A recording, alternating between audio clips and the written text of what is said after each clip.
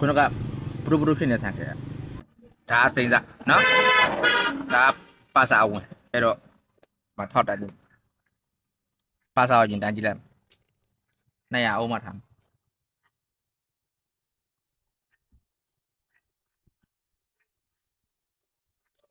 200အုံးမှထားတော့2000အုံးမှထားတော့140နှစ်အုံးတွေ့တယ်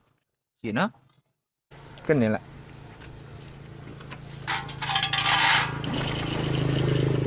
ကနေပထဝီသုံးမှုလေးဖို့ထွက်တယ်နော်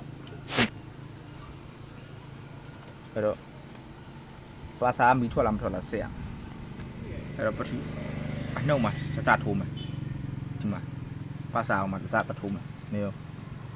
AC မှာထားရမယ်ပါစာအောင်တိုင်းမယ်ဆိုနော် AC မှာထားရမယ်ဒီမှာ AC နေမီမထွက်လာတွေ့လားအုံတန်ဘိုးတော့ပြရတယ်မီမထွက်ဘူးနော်အဲ့ဒါစတာနဲ့ထောက်ကြည့်တယ်ဒီမှာအဲ့တော့ဒါပထဝီအနှုတ်ပထဝီအပေါင်းဆိုမီလင်းရမယ်ဒီကောနေမီလင်းနဲ့နော်တွေ့လားမီလင်းနဲ့နေနော်ဒီအပြာကိုထောက်ရင်လည်းမီးကလင်းရမယ်ဖက်နဲ့မလင်းဘူးတွေ့လားအုံတန်ဘိုးတော့ပြရတယ်နော်ဒါပေမဲ့မီးမလင်းဘူးနေတွေ့လားမီးမလင်းဘူးနော်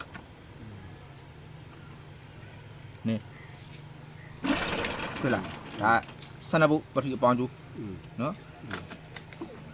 အကျူပထဝီအပေါင်းကျူဆိုတော့ပထဝီအနှုတ်ကျူကလည်းရောက်ဖို့လည်းလိုတာပေါ့ပထဝီအနှုတ်ကျူကကြတော့